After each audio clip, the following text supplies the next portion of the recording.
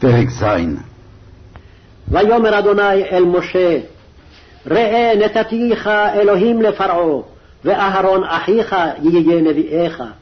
אתה תדבר את כל אשר אצווך, ואהרון אחיך ידבר אל פרעה, ושילח את בני ישראל מארצו. ואני אקשה את לב פרעה, והרביתי את אותותי ואת מופתי בארץ מצרים, ולא ישמע עליכם פרעה, ונתתי את ידי במצרים, והוצאתי את צבאותי, את עמי בני ישראל מארץ מצרים, בשפטים גדולים. וידעו מצרים כי אני אדוני, בנתתי את ידי על מצרים, והוצאתי את בני ישראל מתוכם. ויעש משה ואהרון כאשר ציווה אדוני אותם כן עשו. ומשה בן 80 שנה, ואהרון בן 83 שנה, בדברם אל פרעה. ויאמר אדוני אל משה ואל אהרון לאמור, כי ידבר עליכם פרעה לאמור, תנו לכם מופת. ואמרת אל אהרון, קח את מטך, והשלך לפני פרעה יהי לתנין. ויבוא משה ואהרון אל פרעה, ויעשו כן, כאשר ציווה אדוני.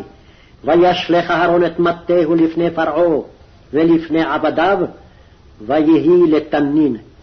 ויקרא גם פרעה לחכמים ולמכשפים, ויעשו גם הם חרטומי מצרים בלהטיהם כן. וישליכו איש מטהו, ויהיו לתנינים, ויבלע מטה אהרון את מטותם. ויחזק לב פרעה ולא שמע עליהם, כאשר דיבר אדוני. ויאמר אדוני אל משה, כבד לב פרעה, מאין לשלח העם. לך אל פרעה בבוקר, הנה יוצא המימה, וניצבת לקראתו על שפת היאור, והמטה אשר נהפך לנחש תיקח בידיך. ואמרת אליו, אדוני אלוהי העברים שלחני אליך לאמור, שלח את עמי ויעבדוני במדבר, והנה לא שמעת עד כה. כה אמר אדוני, בזאת תדע כי אני אדוני, הנה אנוכי מכה במטה אשר בידי על המים אשר ביאור, ונהפכו לדם. והדגה אשר ביאור תמות, ובאש היאור, ונלאו מצרים לשתות מים מן היאור. ויאמר אדוני אל משה, אמור אל אהרון, קח מטך ונטה ידך על מימי מצרים, על נהרותם, על יאוריהם ועל אגמיהם, ועל כל מקווה מימיהם, ויהיו דם. והיה דם בכל ארץ מצרים, ובעצים ובאבנים. ויעשו כן משה ואהרון, כאשר ציווה אדוני, וירם במטה ויח את המים אשר ביאור לעיני פרעה ולעיני עבדיו, ויהפכו כל המים אשר ביאור לדם. והדגה אשר ביאור מתה, ויבאש היאור, ולא יכלו מצרים לשתות מים מן היאור, ויהי הדם בכל ארץ מצרים.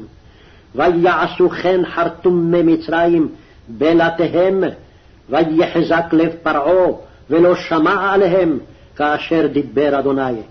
ויפן פרעה ויבוא אל ביתו, ולא שת ליבו גם לזאת.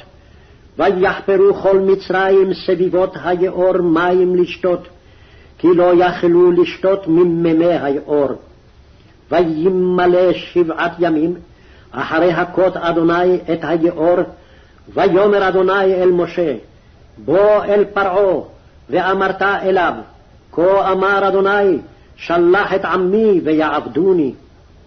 ואם אין אתה לשלח, הנה אנוכי נוגף את כל גבולך בצפרדעים, ושרץ היאור צפרדעים. ועלו ובאו בביתך, ובחדר משכבך ועל מיטתך, ובבית עבדיך ובעמך, ובתנוריך ובמשארותיך, ובך ובעמך ובכל עבדיך יעלו הצפרדעים.